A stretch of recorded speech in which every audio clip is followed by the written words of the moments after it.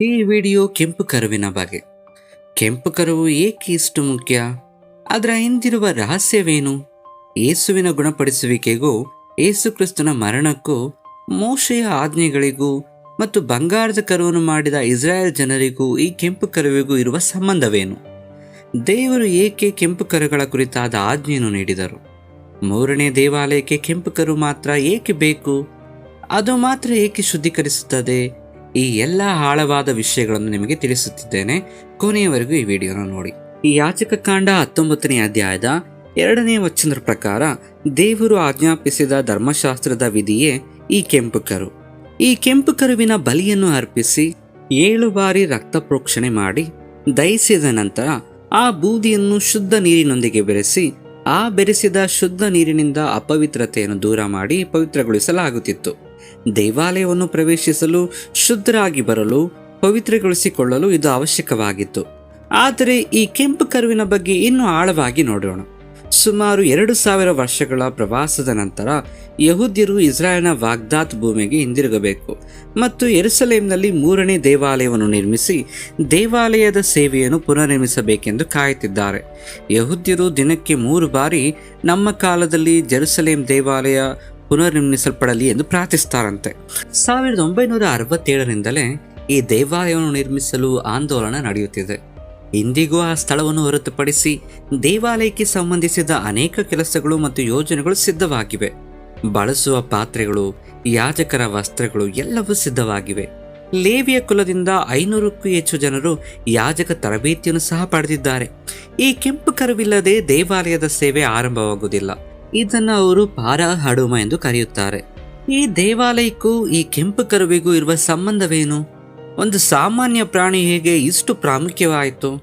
ಕೆಂಪು ಕರುವೆ ಏಕೆ ಮುಖ್ಯ ಪಾತ್ರ ವಹಿಸುತ್ತದೆ? ಇದೇ ಮುಖ್ಯ ಅಂಶ. ಇದರಲ್ಲಿರುವ ಆಳವಾದ ವಿಷಯಗಳನ್ನು ನೋಡೋಣ. ಮೊದಲನೇದು, ಕೆಂಪು ಕರುವಿನ ಮೂಲ. ಯಹೂದಿ ರಬ್ಬಿಗಳು ಈ ಕೆಂಪು ಕರುವನ್ನು ತಮ್ಮ ತೋರಾ ಕಾನೂನುಗಳ ರಹಸ್ಯಗಳಲ್ಲಿ ಒಂದು ಎಂದು ಭಾವಿಸುತ್ತಾರೆ. ಅಲ್ಲಿ ಬಲಿ ಅರ್ಪಿಸಿದ ಆ ಕರುವಿನ ಭಸ್ಮವನ್ನು ಪಾಪದಿಂದ ಮತ್ತು ಅಪವಿತ್ರತೆಯಿಂದ ಶುದ್ಧೀಕರಿಸಲು ಧರ್ಮಶಾಸ್ತ್ರದ ವಿಧಿಯಾಗಿ ಅವರು ಸ್ವೀಕರಿಸುತ್ತಾರೆ. ಪಾಪದಿಂದ ಶುದ್ಧೀಕರಿಸಲು, ಅಪವಿತ್ರತೆಯಿಂದ ಶುದ್ಧೀಕರಿಸಲು, ಶುದ್ಧೀಕರಣದ ನಂತರವೇ ದೇವಾಲಯವನ್ನು ಪ್ರವೇಶಿಸಬೇಕು.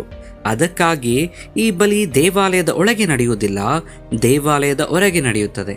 ಏಕೆಂದರೆ ಯಾವ ಕರುವಿನಿಂದ ಅಪವಿತ್ರತೆ ಉಂಟಾಯಿತೋ ಆ ಸ್ಥಿತಿಯಿಂದ ಕೆಂಪು ಕರುವಿನ ಮೂಲಕವೇ ಪರಿಹಾರವಿದೆ.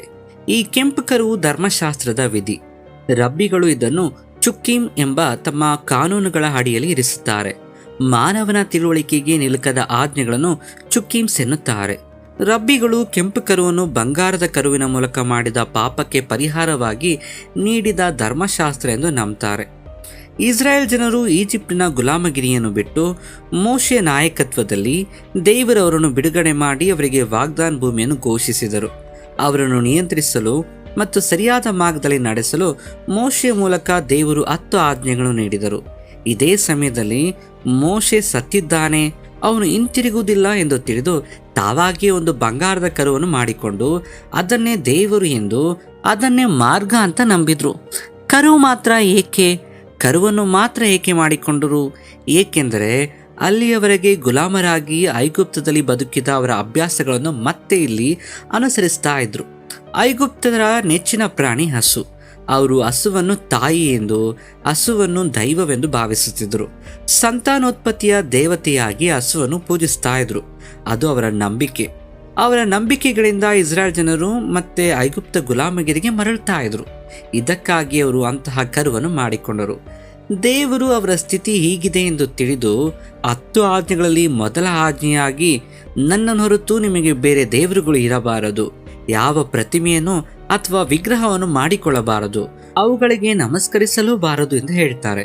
ದೇವರು ಅದಕ್ಕಾಗಿ ಅವುಗಳನ್ನು ಆಜ್ಞೆಗಳಾಗಿ ನೀಡಿದನು. ಆ ಕಾಲದ ಜನರಿಗೆ ವಿಗ್ರಹಾರಾಧನೆ ಬಹಳ ಜನಪ್ರಿಯವಾಗಿತ್ತು. ಅದಕ್ಕಾಗಿ ಅವರು ಅದಕ್ಕೆ ಹೆಚ್ಚು ಆಕರ್ಷಿತರಾಗ್ತಾ ಇದ್ರು. ಅದು ಇಂದಿನ ಪ್ರವೃತ್ತಿಯಾಗಿತ್ತು. ವಿಗ್ರಹಾರಾಧನೆಗೆ ಬಹಳ ಆಕರ್ಷಕವಾಗಿತ್ತು. ಕೋಮಲ ಕರು, ಹಸುಮರಿ ಸಾಮಾನ್ಯವಾಗಿ ಬಲಿಗಳಿಗೆ ಹೆಚ್ಚು ಬಳಸುವ ಕರು. ಅದು ಐಗುಪ್ತದ ಹತೋರ್ ದೇವತೆಗೆ ಸಂಬಂಧಿಸಿದ ದೇವರು. ಆಪಿಸ್ ಎಂಬ ಇನ್ನೊಂದು ಸಹ ಹೆಸರು ಅದಕ್ಕಿದೆ. ಅಂತೆಯೇ ಕಾನಾನಿಯರು ಸಹ ಏಲ್ ಎಂಬ ದೇವರು ಮತ್ತು ಬಾಲ್ ಎಂಬ ದೇವರನ್ನು ಪೂಜಿಸ್ತಾ ಇದ್ರು. ಈ ಕೆಂಪು ಕರುವು ಇವುಗಳಿಗೆ ಸಂಬಂಧಿತವಾಗಿತ್ತು. ಅದಕ್ಕಾಗಿಯೇ ಈ ಕೆಂಪು ಕರುವಿನ ಮೂಲಕವೇ ಆ ನಂಬಿಕೆಗಳಿಂದ, ಆ ಅಪವಿತ್ರತೆಯಿಂದ ಇವರನ್ನು ಪರಿಶುದ್ಧ ಮಾಡಲು ದೇವರ ಮಂದಿರಕ್ಕೆ ಬರಲು ಅನುಮತಿಸಬೇಕಾದರೆ ಮೊದಲು ಶುದ್ಧೀಕರಣ ಮಾಡಿಕೊಂಡು ಪವಿತ್ರರಾಗಬೇಕೆಂದು ನಿಯಮಿಸಿದ ಒಂದು ಧರ್ಮಶಾಸ್ತ್ರ ಇದು. ಈಗ ವಿಗ್ರಹಾರಾಧನೆ ಪ್ರಭಾವ ಮತ್ತು ದೇವರ ಪ್ರೀತಿಯನ್ನು ನೋಡೋಣ. ಐಗುಪ್ತ ಮತ್ತು ಬಾಬಿಲೋನ್ನಲ್ಲಿರುವ ವಿಗ್ರಹಗಳು ಮತ್ತು ಅವುಗಳಿಗೆ ಸಂಬಂಧಿಸಿದ ವಿಷಯಗಳನ್ನು ಪರ್ಷಿಯನ್ ಸಾಮ್ರಾಜ್ಯದಲ್ಲಿ ಹೆಚ್ಚಾಗಿ ಕಲಿತು ಆ ಪರ್ಷಿಯನ್ ಆರ್ಯರು ಭಾರತಕ್ಕೆ ಬಂದಾಗ ಅಂತಹ ನಂಬಿಕೆಗಳನ್ನು ತಂದ ನಂತರ ಭಾರತದಲ್ಲಿಯೂ ಇಂತಹವು ಹರಡಿವೆ. ಇನ್ನೊಂದು ವಿಡಿಯೋದಲ್ಲಿ ಹೆಚ್ಚಾಗಿ ವಿವರವಾಗಿ ನಾವು ವಿವರಿಸೋಣ. ಹೀಗೆ ಐಗುಪ್ತನಿಂದ ಬಂದ ಏನೋ ಅರಿಯದ ಯೋಚಿಸದ ಜನರ ನಡುವೆ ವಿಗ್ರಹವನ್ನು ಮಾಡಿಟ್ರು. ವಿಗ್ರಹ ಅಭ್ಯಾಸವಾಯಿತು, ವಿಗ್ರಹ ವ್ಯಸನವಾಯಿತು, ವಿಗ್ರಹಾರಾಧನೆ ಪ್ರಸಿದ್ಧವಾಯಿತು, ಒಂದು ಪ್ರವೃತ್ತಿನೂ ಸಹ ಆಯಿತು. ಜನರು ಹೆಚ್ಚು ಅವಿಶ್ವಾಸಿಗಳಾದರು. ಎಷ್ಟೆಂದರೆ ನಂತರ ನ್ಯಾಯಾಧೀಶರ ಕಾಲದಲ್ಲಿಯೂ ರಾಜರ ಕಾಲದಲ್ಲಿಯೂ ವಿಗ್ರಹಾರಾಧನೆ ಹೆಚ್ಚು ಪ್ರಭಾವ ಬೀರಿತು. ವಿಗ್ರಹಾರಾಧನೆ ಬಗ್ಗೆ ಎಷ್ಟು ಕಠಿಣ ನಿಯಮಗಳನ್ನು ಹೇಳಬೇಕಾಯಿತು ನೋಡಿ. ದೇವರು ಸ್ವಾರ್ಥಿ ದೇವರು, ಕ್ರೂರನಾದವನು, ಸ್ವಾರ್ಥಿ. ಅದಕ್ಕಾಗಿಯೇ ತನಗೆ ತಾನೇ ದೊಡ್ಡವನಾಗಲು ನಾನು ಹೊರತು ನಿನಗೆ ಬೇರೆ ದೇವರು ಇರಬಾರದು, ಏನೊಂದು ವಿಗ್ರಹ ಮಾಡಿಕೊಳ್ಳಬಾರದು ಎಂದು ಬಲವಂತವಾಗಿ ನಿಮ್ಮ ಮೇಲೆ ಹೇರ್ತಾನೆ ಎಂದು ಅನ್ಯರು ಅಥವಾ ಅವಿಶ್ವಾಸಿಗಳು ಮಾತನಾಡಬಹುದು. ಬೈಬಲ್ನಲ್ಲಿರುವಂಥ ದೇವರು ಇಂತಹ ಆಚಾರಗಳನ್ನು ಹಾಕಿದರು. ಸ್ವಾರ್ಥಿ, ಆದುದರಿಂದ ಸ್ವಾರ್ಥಿ ಆಜ್ಞೆಗಳನ್ನು ಹಾಕಿದನು ಎಂದು ಅನೇಕರು ತಪ್ಪಾಗಿ ಭಾವಿಸ್ತಾರೆ. ಅವರಿಗೆ ಪರಿಸ್ಥಿತಿ ಗೊತ್ತಿಲ್ಲ. ದೇವರ ಜೊತೆಯಲ್ಲಿದ್ದು ನಡೆಸಿದ ಮೋಶೆಯಂತಹ ನಾಯಕನಿಂದ ನಡೆಸಲ್ಪಟ್ಟು ತನ್ನ ಆಜ್ಞೆಗಳನ್ನು ನೀಡಿ ಬಲಪಡಿಸುತ್ತಿದ್ದರೂ ಸಹ ವಿಗ್ರಹಾರಾಧನೆ ಕಡೆಗೆ ಎಷ್ಟು ಆಕರ್ಷಿತರಾದರು ನೋಡಿ. ನಂತರ ಅನೇಕ ದೇಶಗಳಿಗೆ ಈ ವಿಗ್ರಹಾರಾಧನೆ ಅಭ್ಯಾಸವಾಯಿತು. ಕೊನೆಗೆ ನಮ್ಮ ಭಾರತದವರೆಗೂ ಸಹ ಬಂತು. ನಂತರ ಪ್ರಧಾನ ಯಾಜಕರು, ನ್ಯಾಯಾಧೀಶರು, ಅರಸರು, ಯೇಸು ಕ್ರಿಸ್ತನ ಕಾಲದವರೆಗೂ ವಿಗ್ರಹಾರಾಧನೆ ಬಹಳ ಹೆಚ್ಚು ಪ್ರಭಾವ ಬೀರಿತು. ಅದಕ್ಕಾಗಿಯೇ ಅವರನ್ನು ನಿಯಂತ್ರಿಸುತ್ತಾ ವಿಗ್ರಹಾರಾಧನೆ ಕಡೆಗೆ ಹೋಗದಂತೆ ನೋಡಿಕೊಳ್ಳುತ್ತಾ ದೇವರು ಸರಿಪಡಿಸುತ್ತಾ ಬಂದನು. ಅದಕ್ಕಾಗಿ ಆಜ್ಞೆಗಳನ್ನು ಸಹ ನೀಡಿದನು. ಅದಕ್ಕಾಗಿಯೇ ಅವರ ವಿಧಿವಿಧಾನಗಳನ್ನು ಹೆಚ್ಚಿಸಿದನು. ಯಾವ ವಿಗ್ರಹದಿಂದ ಅಪವಿತ್ರತೆ ಉಂಟಾಯಿತೋ, ಯಾವ ವಿಗ್ರಹ, ಯಾವ ಕರುವಿನಿಂದ, ಯಾವ ನಂಬಿಕೆಯಿಂದ ಅವರು ಅಪವಿತ್ರತೆಯನ್ನು ಪಡೆದರೋ, ಅವಿಶ್ವಾಸವನ್ನು ಪಡೆದರೋ ಅವುಗಳಿಂದ ದೇವರು ನಿರ್ಮೂಲನ ಮಾಡಲು ಹೀಗೆ ವಿಧಿಗಳನ್ನು ಹಾಕಿದನೇ ಹೊರತು ಇದು ಇಂದು ಎಲ್ಲರಿಗೂ ಅನ್ವಯಿಸುವ ವಿಧಿ ಅಲ್ಲ. ಈಗ ಯಾವ ಕರು, ಯಾವ ಹಸುವಿನ ಮೂಲಕ ಅವರು ಧೈರ್ಯ ಮತ್ತು ನಾಯಕತ್ವವಿದೆ ಎಂದು ದೇವರೆಂದು ಸ್ವೀಕರಿಸಿದರೋ ಆ ಕರುವಿನಿಂದಲೇ ಆ ಆಚಾರ ಹುಟ್ಟಿತು. ಅದನ್ನು ಬಿಟ್ಟು ಪವಿತ್ರಗೊಳಿಸಿಕೊಳ್ಳಬೇಕು, ದೇವರ ಬಳಿಗೆ ಸೇರಬೇಕು ಎಂದು. ಅಷ್ಟೇ ಅಲ್ಲ, ಇನ್ನೊಂದು ವಿಷಯ, ಈ ಕೆಂಪು ಹಸುವಿನ ಮೂಲಕವೇ ಗುಣಪಡಿಸುವ ಆಚಾರಗಳು ಸಹ ಇವೆ. ಯಹೂದಿಗಳು ಕೆಂಪು ಹಸುವಿನಿಂದ ಬೆರೆಸಿದ ನೀರಿನಲ್ಲಿ ಗುಣಪಡಿಸುವಿಕೆ ಉಂಟಾಗುತ್ತದೆ ಎಂದು ನಂಬಿ ಗುಣಪಡಿಸುವಿಕೆಗಾಗಿ ಕಾಯುತ್ತಾ ಇದ್ರು. ಈ ಕೆಂಪು ಕರುವಿನಿಂದಲೇ ಪವಿತ್ರತೆ, ಇದರಿಂದಲೇ ಗುಣಪಡಿಸುವಿಕೆ. ಅಲ್ಲಿ ಸಿಲೋಮ್ ಎಂಬ ಒಂದು ಕೊಳವಿದೆ. ಅದು ಪ್ರಧಾನವಾಗಿ ಬಲಿಗೆ ಸಿದ್ಧಪಡಿಸುವ ನೀರು. ಈ ಸಿಲೋಮ್ನಿಂದಲೇ ನೀರನ್ನು ತೆಗೆದುಕೊಂಡು ಹೋಗ್ತಾರೆ. ಆ ಸಿಲೋಮ್ ನೀರನ್ನೇ ಬಳಸ್ತಾರೆ. ಆ ಬೂದಿ ಬೆರೆಸಿದ ನೀರನ್ನು ಸಿಲೋಮ್ನಲ್ಲಿ ಬೆರೆಸುತ್ತಾರೆ. ಹಾಗೆ ಬೆರೆಸಿದ ಹರಿಯುವ ನೀರಿನ ಮೂಲಕ ಅವರು ಶುದ್ಧರಾಗ್ತಾರೆ. ಶುದ್ಧ ನೀರು ಎಂದು ಅವರಿಗೆ ಗುಣಪಡಿಸುವಿಕೆಗೆ ಉಂಟಾಗ್ತದೆ ಎಂದು ನಂಬ್ತಾ ಇದ್ರು. ಅವು ಶುದ್ಧ ಜಲಗಳು. ಅದಕ್ಕಾಗಿ ಆ ನಂಬಿಕೆಯಿಂದಲೇ ಸಿಲೋಮ್ ಕೊಳದ ಬಳಿ ಗುಣಪಡಿಸುವಿಕೆ ನಡೆಯುತ್ತದೆ ಎಂದು ಕಾಯ್ತಾ ಇರ್ತಾ ಇದ್ರು ಜನರು. ಹಾಗೆ ಕಾಯುತ್ತಾ ಕುರುಡರು, ಕುಂಟರು ಅಂಥವರು ಅಲ್ಲಿಯೇ ವಾಸಿಸ್ತಾ ಇದ್ರು. ಆ ಗುಣಪಡಿಸುವಿಕೆಗಾಗಿ ಅಲ್ಲಿಯೇ ಇದ್ದವರನ್ನು ನೋಡಿ ಯೇಸು ಕುರುಡನಿಗೆ ಗುಣಪಡಿಸುವಿಕೆಗೆ ನೀಡಿ ದೃಷ್ಟಿ ಸಹ ನೀಡಿದನು. ಆ ಗುಣಪಡಿಸುವಿಕೆ ಆ ಶುದ್ಧ ಜಲದಿಂದಲ್ಲ, ಶುದ್ಧ ಮನಸ್ಸಿನಿಂದ ಉಂಟಾಗುತ್ತದೆ ಎಂದು ಆ ಗುಣಪಡಿಸುವಿಕೆಗೆ ಆಧಾರ ನೀಡುವಾಗ ಅವರಿಗೆ ಸಿಲೋಮ್ ಎಂಬ ಕೊಳದ ಬಳಿ ಗುಣಪಡಿಸಿದನು. ಅರಣ್ಯಕಾಂಡ 19ನೇ ಅಧ್ಯಾಯದ 9ನೇ ವಚನ ಪ್ರಕಾರ ಕೆಂಪು ಕರುಗಳ ಬೂದಿ ಬೆರೆಸಿದ ನೀರಿನ ಮೂಲಕವೇ ಪಾಪದಿಂದ ಶುದ್ಧೀಕರಿಸಲ್ಪಡುತ್ತದೆ, ಅಪವಿತ್ರತೆಯಿಂದ ಶುದ್ಧೀಕರಿಸಲ್ಪಡುತ್ತದೆ. ದೇವಾಲಯದ ಆವರಣಕ್ಕೆ ಹೋಗಬೇಕೆಂದರೂ ಎಲ್ಲರೂ ಮೊದಲು ಶುದ್ಧೀಕರಿಸಲ್ಪಟ್ಟಿರಬೇಕು. ನಂತರ ಇನ್ನೊಂದು ವಿಷಯ, ಮರಣದಿಂದ ಬರುವ ಅಪವಿತ್ರತೆಯಿಂದ ಶುದ್ಧೀಕರಿಸಲು ಕೇವಲ ಕೆಂಪು ಕರು ಬೇಕು. ಶುದ್ಧೀಕರಿಸಲು, ಪವಿತ್ರಗೊಳಿಸಲು ಅನೇಕ ಮಾರ್ಗಗಳಿರಬಹುದು, ಅನೇಕ ವಿಧಾನಗಳಿರಬಹುದು. ಆದರೆ ಮರಣ ಸಂಭವಿಸುವುದರಿಂದ ಬರುವ ಅಪವಿತ್ರತೆ ಮಾತ್ರ ಹೋಗುವುದೇ ಇಲ್ಲ. ಇದಕ್ಕೆ ಕೆಂಪು ಕರು ಖಂಡಿತ ಬೇಕು. ಹಾಗೆ ಮರಣದಿಂದ ಬರುವ ಅಪವಿತ್ರತೆ, ಮರಣ ಶಾಪ, ಶವವನ್ನು ಮುಟ್ಟುವುದರಿಂದ ಬರುವ ಅಪವಿತ್ರತೆ, ಶವವಿರುವ ಮನೆಯಲ್ಲಿ ಅಥವಾ ಸತ್ತ ವ್ಯಕ್ತಿ ಕುಟುಂಬದ ಕುರಿತಾಗಿ ಅಪವಿತ್ರತೆ ಉಂಟಾಗಬೇಕಾದರೆ ಕೆಂಪು ಕರು ಖಂಡಿತ ಬೇಕಾಗಿತ್ತು. ಇದನ್ನು ತುಮಾಸ್ ಮೇಜ್ ಎನ್ನುತ್ತಾರೆ. 7 ದಿನಗಳ ಶ್ರಮ, 7 ದಿನಗಳ ಅಪವಿತ್ರತೆ ಇರ್ತದೆ. ಎಲ್ಲದಕ್ಕೂ ಇವರಿಗೆ ನಿಷೇಧವಿರುತ್ತದೆ. ಇದು ಕೇವಲ ಕೆಂಪು ಕರುವಿನ ಬೂದಿ ಮಾತ್ರ ಅವುಗಳನ್ನು ಪವಿತ್ರಗೊಳಿಸಲಾಗ್ತಾ ಇತ್ತು. ಅವುಗಳ ಅಪವಿತ್ರತೆಗೆ ಪರಿಹಾರ ಈ ಕೆಂಪು ಕರುವಿನ ಬೂದಿ ಮಾತ್ರ.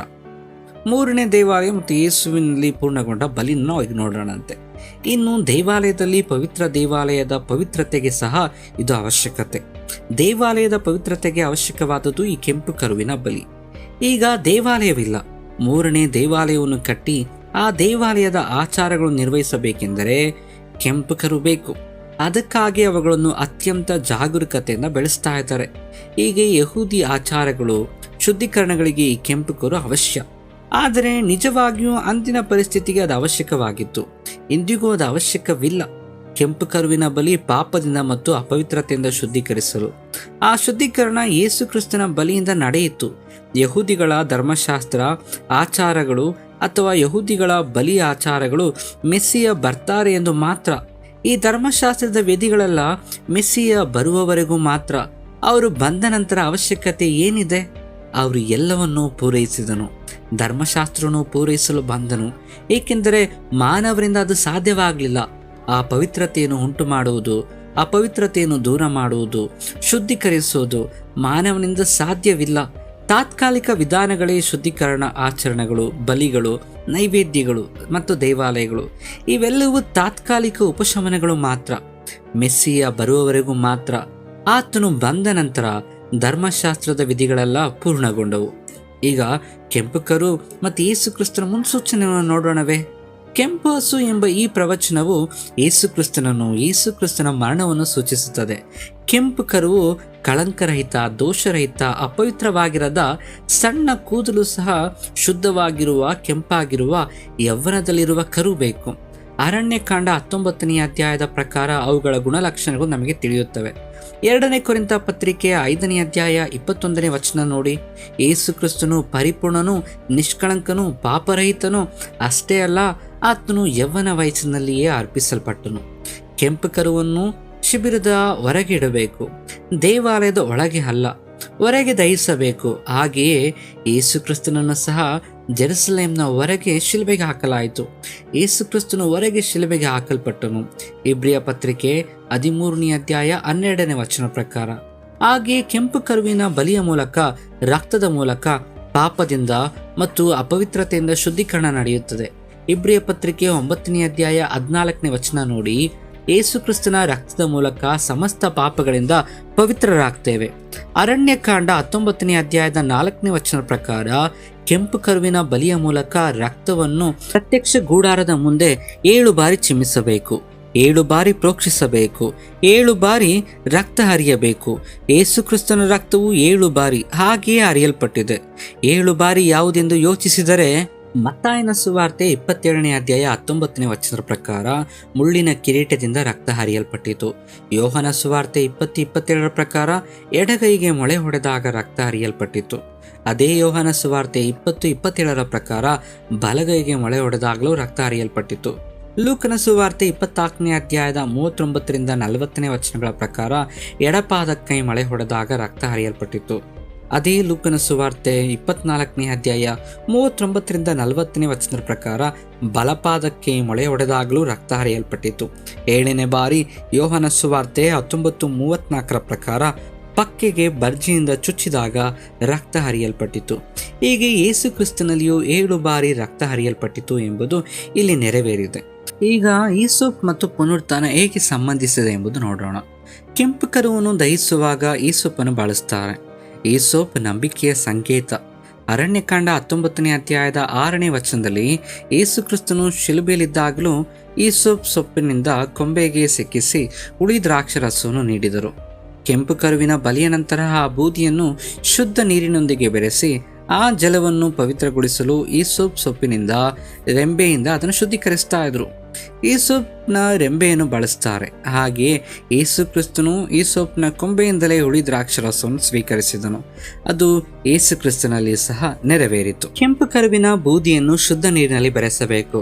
ಅದೇ ಯೇಸು ಕ್ರಿಸ್ತನ ಪ್ರಾಣತ್ಯಾಗದೊಂದಿಗೆ ಪವಿತ್ರಾತ್ಮನನ್ನು ಪಡೆಯಬೇಕೆಂಬುದಕ್ಕೆ ಅದು ಸೂಚನೆ. ಮರಣ ಸಂಬಂಧಿತರು 3ನೇ ದಿನದಂದು ಈ ನೀರಿನ ಮೂಲಕ ಆ ಶುದ್ಧ ಜಲದ ಮೂಲಕ ಶುದ್ಧರಾಗ್ತಾರೆ. ಅದು 3ನೇ ದಿನದಲ್ಲಿ ಸತ್ತವರಲ್ಲಿಂದ ಪುನರುತ್ಥಾನಕ್ಕೆ ಎಬ್ಬಿಸಲ್ಪಟ್ಟ ವಿಷಯವನ್ನು ಸೂಚಿಸುತ್ತದೆ.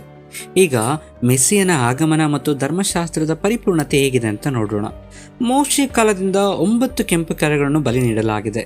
10ನೇಯದು ವಿಶೇಷವಾದದ್ದು. 10ನೇಯದು ಮೆಸ್ಸಿಯನ ಆಗಮನವನ್ನು ತಿಳಿಸುತ್ತದೆ. ಈ 10ನೆಯ ಅರ್ಪಣೆ ಮೆಸ್ಸಿಯನ ಮೂಲಕವೇ ನಡೆಯುತ್ತದೆ. ಆ ಬಲಿ 10ನೆಯ ಬಲಿ ಎಂದು ಅರ್ಥವಾಗಬೇಕು. ಹೀಗೆ ಧರ್ಮಶಾಸ್ತ್ರದ ವಿಧಿ ಆರಂಭವಾಗಿ ಯೇಸು ಕ್ರಿಸ್ತನಲ್ಲಿ ಕೊನೆಗೊಂಡಿತು. ಆದರೂ ಇನ್ನು ಬಲಿ ನಡೆಯಬೇಕು, ಬಲಿಬೇಕು ಎಂದು ಬಯಸುವುದು ಮೂರ್ಖತನ. ಅದನ್ನು ಬಯಸುತ್ತಿದ್ದಾರೆ ಎಂದರೆ ಯೇಸು ಕ್ರಿಸ್ತನ ಬಲಿಗೆ ಬೆಲೆ ಇಲ್ಲ, ಮೌಲ್ಯವೇ ಇಲ್ಲ ಎಂದು ಅರ್ಥವಲ್ವಾ? ಯೇಸು ಕ್ರಿಸ್ತನ ಬಲಿ ಅರ್ಪಿಸಲ್ಪಟ್ಟಿಲ್ಲ ಎಂದು ಅರ್ಥವಲ್ವಾ? ಯೇಸು ಕ್ರಿಸ್ತನು ಧರ್ಮಶಾಸ್ತ್ರದ ವಿಧಿಗಳಿಗೆ ಸಂಬಂಧಿಸಿಲ್ಲ ಅಂತ ಅರ್ಥವಾಗುತ್ತಲ್ವಾ? ಆ ಧರ್ಮಶಾಸ್ತ್ರದ ವಿಧಿಗಳು ಯೇಸು ಕ್ರಿಸ್ತನಲ್ಲಿ ಪೂರ್ವಗೊಂಡಿಲ್ಲ ಅಂತ ಅದು ಅರ್ಥವಾಗುತ್ತೆ. ಆದುದರಿಂದ ಕ್ರೈಸ್ತರಿಗೆ ಬಲಿ ಅರ್ಪಣೆಗಳಿಲ್ಲ, ಕೆಂಪು ಕರು ಅವಶ್ಯವೇ ಇಲ್ಲ. ಮೆಸ್ಸಿಯನನ್ನು ಕ್ರಿಸ್ತನನ್ನು ಒಪ್ಪಿಕೊಳ್ಳೋದ ಯಹೂದಿಗಳು ಮಾತ್ರ ಇನ್ನೂ ಬಲಿ ಅರ್ಪಣೆಯ ಮೂಲಕ ಶುದ್ಧೀಕರಿಸಬೇಕು ಎಂದು ಬಯಸ್ತಾರೆ. ಆದರೆ ಮೆಸ್ಸಿಯನ ಮೂಲಕವೇ ಆ ಪವಿತ್ರತೆ ಈಗಾಗಲೇ ನಡೆದಿದೆ. ಯೇಸುವಿನ ಬಲಿ ನಮಗೆ ವಿಮೋಚನೆ ಮತ್ತು ಶುದ್ಧಿಯನ್ನು ತಂದಿತ್ತು, ಪವಿತ್ರತೆಯನ್ನು ಸಹ ಉಂಟು ಮಾಡಿದೆ. ಅಂತಿಮ ಕಾಲದಲ್ಲಿ ಆತನು ಬರುವ ಮೊದಲು ದೇವಾಲಯದ ಬಲಿಗಳು ಮತ್ತೆ ಪುನರಾರಂಭಗೊಳ್ಳುತ್ತವೆ ಎಂದು ತಿಳಿದು ಬರುತ್ತವೆ. ದೇವಾಲಯದ ಆಚಾರಗಳು ನಡೆದರೂ ನಡೆಯದಿದ್ದರೂ ಕ್ರೈಸ್ತರಿಗೆ ಸಂಬಂಧವಿಲ್ಲ. ಎಚ್ಕೆಲನು ಸಂಕ್ಷಿಪ್ತವಾಗಿ ವಿವರಿಸಿದ್ದಾನೆ. ಆ ದೇವಾಲಯ, ಆ ಬಲಿಪೀಠವನ್ನು ನಿರ್ಮಿಸಿದಾಗ ನಿರ್ದಿಷ್ಟ ನಿಯಮಗಳು ಇರುತ್ತವೆ. ಎಚ್ಕೆಲನ ಗ್ರಂಥ 48ನೇ ಅಧ್ಯಾಯ 18ರಿಂದ 20ನೇ ವಚನಗಳ ಪ್ರಕಾರ ಅಂತಹ ನಿಯಮಗಳನ್ನು ಪಾಲಿಸಬೇಕು ಎಂದು ಮತ್ತು ಆ ಜೆರುಸಲೇಮ್ ಮಂದಿರ, ಕೆಂಪು ಕರುವಿನ ಬಲಿಗಳು ಮತ್ತು ಅದಕ್ಕೆ ಸಂಬಂಧಿಸಿದ ಆಚಾರ ವಿಚಾರಗಳು, ವಿಧಿಗಳನ್ನು ಸಹ ಪಾಲಿಸಬೇಕೆಂದು ಯಹೂದಿಗಳು ಮಾತ್ರ ನಂಬ್ತಾರೆ. ಆ ಯಹೂದಿಗಳಿಗೆ ರಕ್ಷಣೆ ಸ್ವಲ್ಪ ದೂರನೇ ಇದೆ. ಯೇಸು ಕ್ರಿಸ್ತನನ್ನು ತಮ್ಮ ಮೆಸ್ಸಿಯ ಎಂದು ನಂಬಿದಾಗ, ಇವುಗಳು ಈಗಾಗಲೇ ಯೇಸು ಕ್ರಿಸ್ತನಲ್ಲಿ ಪರಿಪೂರ್ಣಗೊಂಡಿವೆ ಎಂದು ತಿಳಿದುಕೊಂಡಾಗ ಮಾತ್ರ ಅವರು ರಕ್ಷಿಸಲ್ಪಡುತ್ತಾರೆ. ಅವರಿಗೆ ಅದು ಅರ್ಥವಾಗಬೇಕು. ಆದರೂ ಅಂತಿಮ ಕಾಲದಲ್ಲಿ ಮೆಸ್ಸಿಯ ಇನ್ನೂ ಬರಬೇಕು, ಮೆಸ್ಸಿಯ ಬರ್ತಾ ಇದ್ದಾರೆ ಎಂದು ಅವರು ಪ್ರಯಾಸ ಪಡುತ್ತಾ 3ನೇ ಮಂದಿರಕ್ಕಾಗಿ ಪ್ರಯಾಸ ಪಡ್ತಾ ಇದ್ದಾರೆ ಮತ್ತು ತಯಾರಿಸ್ತಾ ಇದ್ದಾರೆ. ಅವರ ಯೋಜನೆಗಳು ಸಿದ್ಧವಾಗಿವೆ. ಈ ಕರುಗಳನ್ನು, ಈ ಕೆಂಪು ಕರುಗಳನ್ನು ಸಹ ಚೆನ್ನಾಗಿ ಬೆಳೆಸ್ತಾ ಇದ್ದಾರೆ. ಬಹಳ ಸೂಕ್ಷ್ಮವಾಗಿ ಈ ಕೆಂಪು ಕರುಗಳನ್ನ ಬೆಳೆಸ್ತಾ ಇದ್ದಾರೆ. ಅಂತಿಮ ಕಾಲದಲ್ಲಿ ಯಹೂದ್ಯರು ತಮ್ಮ ಆಚಾರಗಳು, ಮಂದಿರದ ಶುದ್ಧೀಕರಣ ಕ್ರಮಗಳನ್ನು ಪುನರ್ನಿರ್ಮಿಸುವ ಸಂದರ್ಭದಲ್ಲಿ ಇಂತಹ ಬಲಿದಾನಗಳಿಗಾಗಿ ಇವುಗಳನ್ನು ಬೆಳೆಸ್ತಾ ಇದ್ದಾರೆ. ಆದರೆ ಮೆಸ್ಸಿಯನನ್ನು ಬಿಟ್ಟು ಇನ್ನೇನೋ ಬರುತ್ತದೆ ಎಂದು ಕಾಯುತ್ತಿದ್ದಾರೆ. ಸಮಯವನ್ನು ವ್ಯರ್ಥ ಮಾಡ್ತಾ ಇದ್ದಾರೆ. ಅಂತಹ ಆಚಾರಗಳನ್ನು ಪುನರ್ನಿರ್ಮಿಸ್ತಾರೆ, ಧರ್ಮಶಾಸ್ತ್ರದ ವಿಧಿಗಳನ್ನು ಪಾಲಿಸ್ತಾರೆ. ಅದು ಎಷ್ಟರ ಮಟ್ಟಿಗೆ ಸಾಧ್ಯ, ಹೇಗೆ ನಡೆಯುತ್ತದೆ ಎಂದು ನಾವು ಮುಂದೆ ಕಾಯಬೇಕಾಗಿದೆ. ನಮಗೆ ರಕ್ಷಕನು, ರಕ್ಷಣೆಗೆ ಕಾರಣನೂ ಆದ ಯೇಸು ಕ್ರಿಸ್ತನಲ್ಲಿ ಇವು ನೆರವೇರುವುದರಿಂದ ಆ ರಕ್ಷಣೆಯಿಂದ ಮಾತ್ರ ನೀವು ದೂರವಿರಬಾರದು. ಆ ರಕ್ಷಣೆಯನ್ನು ಮಾತ್ರ ನೀವು ಬಿಟ್ಟುಕೊಡಲೇಬಾರದು. ಯಹೂದಿಗಳ ಮೇಲೆ, ಅವರ ನಂಬಿಕೆಗಳ ಮೇಲೆ ಗಮನ ಕೇಂದ್ರೀಕರಿಸದೆ ಯೇಸು ಕ್ರಿಸ್ತನ ಮೇಲೆ ಮಾತ್ರ ನಮ್ಮ ಗಮನ ಇರಬೇಕು ಎಂಬುದನ್ನು ನೆನಪಿಡಿ. ಅಂತ್ಯಕಾಲದಲ್ಲಿ ನಡೆಯುವ ಘಟನೆಗಳನ್ನು ಆಧರಿಸಿ ಯಾವುದು ಮುಖ್ಯವೋ ಅದನ್ನೆಲ್ಲ ತಿಳಿಯಲು ಪ್ರಯತ್ನಿಸ್ತೇನೆ. ಆದರೆ ಬಲಿಗಾಗಿ ನಮ್ಮ ವಿಮೋಚನೆಗೆ ಕಾರಣನಾದ ಯೇಸು ಕ್ರಿಸ್ತನಲ್ಲಿ ಮಾತ್ರ ನಂಬಿಕೆಯನ್ನು ಹೆಚ್ಚಿಸಿಕೊಳ್ಳಬೇಕೆಂದು ನಿಮಗೆ ನಾನು ತಿಳಿಸ್ತೇನೆ. ಈ ವಿಷಯ ನಿಮಗೆ ಚೆನ್ನಾಗಿ ಅರ್ಥವಾಗಿದೆ ಅಂತ ನಾನು ನಂಬ್ತೇನೆ. ಇನ್ನೊಂದು ಅದ್ಭುತವಾದಂಥ ಉತ್ತಮ ವಿಷಯದೊಂದಿಗೆ ಇನ್ನೊಂದು ವಿಡಿಯೋದ ಮೂಲಕ ನಾನು ಮತ್ತೆ ಬರ್ತೇನೆ. ಅಲ್ಲಿಯವರೆಗೂ ನಮ್ಮನ್ನು ಕಾಯುವ ಮಹೋನ್ನತನ ಕೃಪೆ ನಮ್ಮೆಲ್ಲರನ್ನು ಕಾದು ಕಾಪಾಡಲಿ. ಆಮೇನ್.